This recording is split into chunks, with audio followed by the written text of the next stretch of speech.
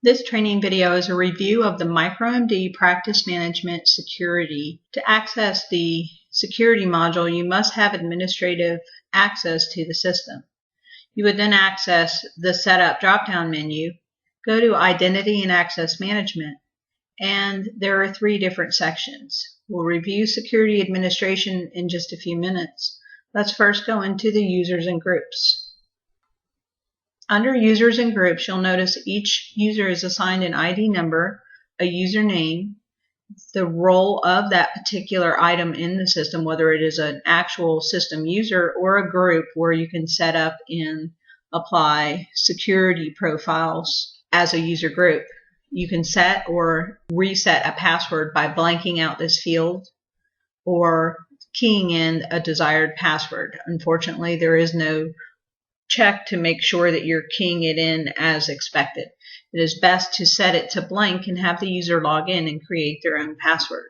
We also have a status column which tells you whether the account is active. To change this, you simply click in and choose it active, inactive, disabled, or locked. Locked normally occurs when the user has attempted to log in multiple times and has used an incorrect password or a combination of username and password. To reactivate an account, you simply come in and it would appear this way, and you would just hit the drop down and choose active or the appropriate status. And the last successful login tells you when that client or user was logged in last. When I'm selected on a user, you'll notice up top it has that username. If I click on the membership tab, it's going to tell me what membership or what group this user is a part of. If the system sees that that user doesn't have a password, it's just going to remind you of that. So here under that setup, I could change this person's group affiliation or security rights by simply hitting the drop-down arrow and choosing what is most appropriate for that user. If I want to, I can sort by username by just clicking on the column header or by role. So if I want to go ahead and look at and set security to specific user groups, I can do that by sorting on the role and choosing the group. You'll see that when I access this MicroMD user group and I click on members, I can see who's been added to the MicroMD user group. Additionally, under permissions, I can expand and look at what permissions are set to that particular user group. Notice that on the permissions tab, my folders for security match my drop-down menus for the most part up top. So if I was trying to prevent access to the appointment and setup, I would navigate to appointment and then the setup. Now, I can individually expand on these and check or uncheck, or at the folder level, I can right-click and choose the appropriate. Give full access, which would mean that they can add, delete, change, etc. No access means they would not be able to access that area. Read only means that they could see the information that existed, but they could not make any changes whatsoever. And no delete indicates that they will have access and they will be able to modify, but they will not be able to delete. If I have a user group that doesn't need access to appointments at all, I can right-click the main folder and give no access or read-only access.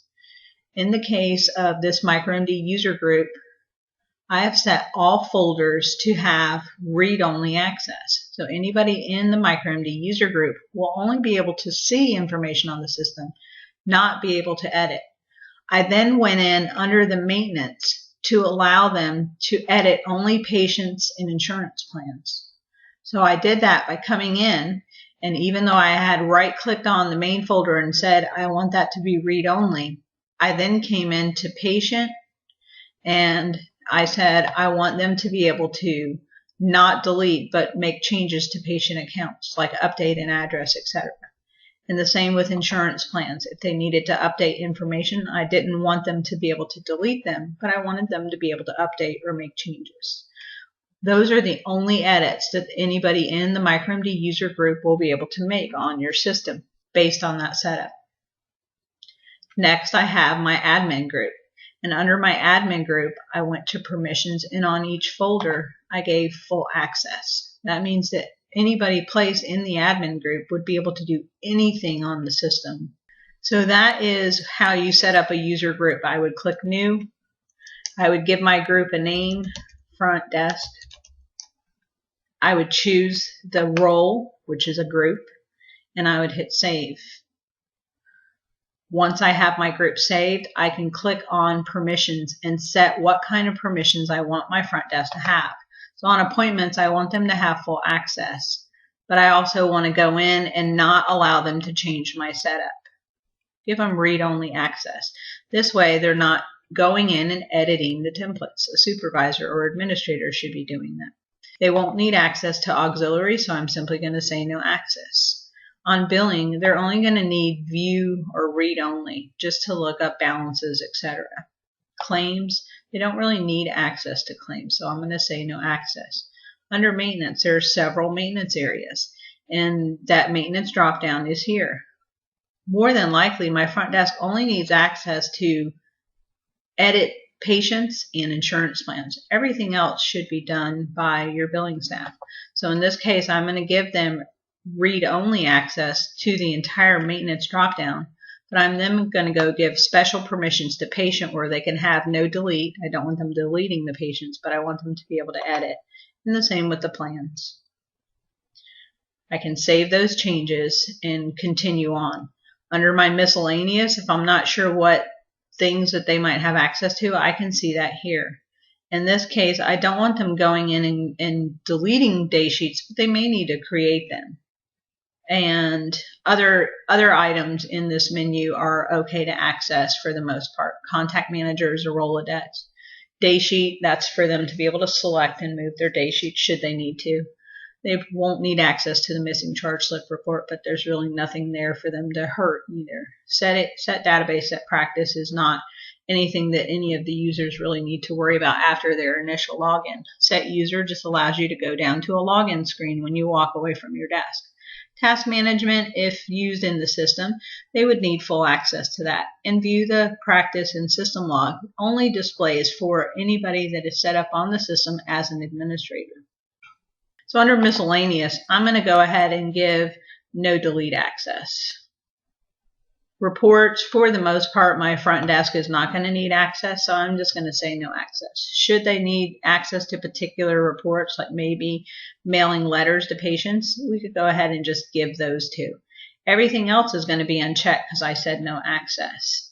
The only other thing that they might need would be a patient report, and that would include a report to show new patients. So I'm going to go ahead and save that change and then collapse my reports folder in my maintenance. Finally, under setup, I would allow read-only access. There's no need for a user to get in and do any kind of setup, but being able to see what setup options are available can be helpful and will allow the user to make suggestions to management staff. And finally, under your utility, there's nothing here that anybody needs access to other than admin and billing managers, with the exception of workstation setup. We do want to allow workstation setup, so I'm going to right click and I'm going to give read-only access, but then I'm going to expand, and I could even say no access because really they don't need access as front desk. So I'll say no access, but under workstation setup, I want to give them access to those things. That is a very generic and basic user setup. More advanced users, you could come and create other user groups to handle them, or you can set it at the individual level. So even though I may have this member in a group, I can then go give extended permissions to any area in the system that they might need. Just keep in mind that it's much easier to control users and user access by using your user groups.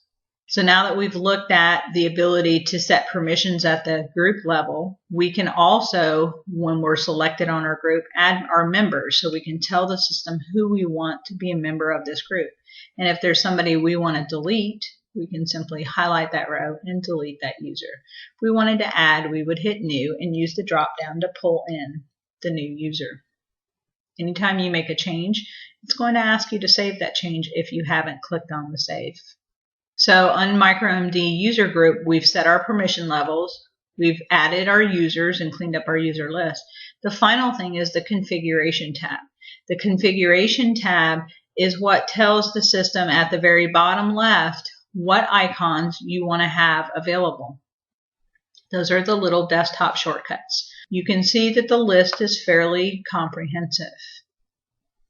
This list is alphabetical by type of option in these drop-downs.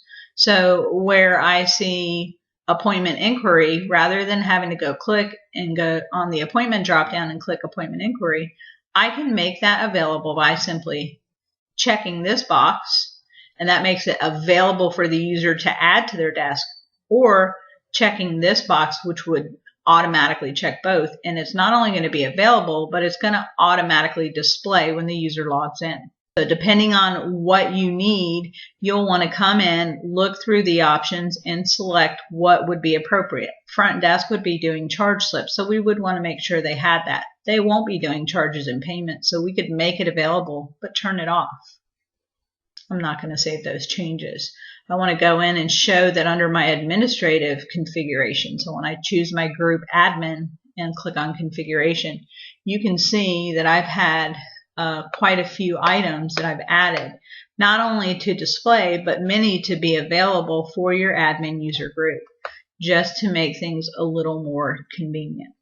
So we discussed adding a group, setting the permissions, adding members, and setting configuration, or the shortcuts that are available or displaying on the desktop. When we talk about clicking on and setting up a user, it's the exact same thing. To add a new one, I would click new. I don't recommend deleting users because then you lose the audit trail of anything that they've entered on the system. So it's always a good idea, if you have a user that leaves the practice, just inactivate their account, but leave them on the system. Once I have my user, I can make them a member of whatever group I think they need to be a member of. I can also click on the permissions tab, and I can give them custom or specific permissions that maybe the group does not have. I could also decrease permissions. Maybe they're in a billing group, but I really don't want them submitting claims, so I'm going to turn just the claims piece off for this one user that I'm working on. And the configuration tab is going to pull from that user group, but I could always say that they're never going to do batch payment posting, so I want to turn that off for the individual user. This is a little labor intensive, and I recommend leaving this configuration general from your perspective and allowing the user to set theirs up as they need to. If a user calls you and says that they can't log in and they've misplaced their password, you can come in, select that user's name. This is one method of resetting, and just backspace and save. That will make their password blank, so when that user goes to log in, they'll simply not put in a password and it'll prompt them to create a new one. Let me go ahead and exit that module and go back in under Setup, Identity Access Management, but this time let's go in Security Administration. The Access tab allows the practice administrator to define access to the system and create logs. For the most part, we don't configure this because you already have Windows user logins and policies on your Windows system that handle this. But if desired, we could review this with you. Just contact our support office. The Logins tab is going to show you, and this must be completed, how many attempts a user has within a certain period. I always like to set it up within the hour. If after 10 attempts and within an hour the user can't get their password right, it's going to lock that account. It'll auto unlock after 5 minutes. If somebody tells you that their account is locked, you can access that locked account by clicking on locked accounts, and their user row would display here. You would just check the box and accept to unlock the account if you wanted to unlock it. And finally, our password section. If you want to define how a password must be configured, you can set this up to force the user to include an alpha character, a numeric, or a special character. And you can also tell them what the first character must consist of, if desired. You can also force password resets by setting this up to force them every 90 days, every 180 days, 30 days, whatever you decide you want them to reset on. If it's left blank, it will not force a reset. The Reset Password button allows you to come in and reset either an individual user by checking that username, or all users at one time by simply using the Select All. and hitting accept. The reason you might do this is if there's some kind of security breach and you want to, as a precaution, make certain that all passwords are reset.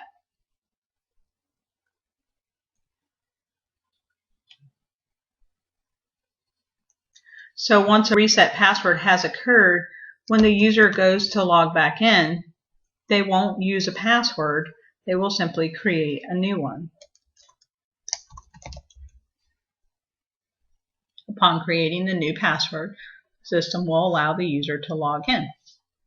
Finally, under the utility drop-down menu, provided you've given that user access to this, the user can change their own password.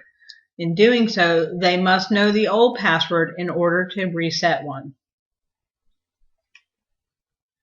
This concludes the tutorial on MicroMD Practice Management, Identity and Access Management, or the Security module. If you have other questions, please use your reference manual found under Help and Reference Manual, or available on our website at medicalsoftwareinc.com, and clicking Support and scrolling down to see some of the downloads, including the full reference manual and reports guide.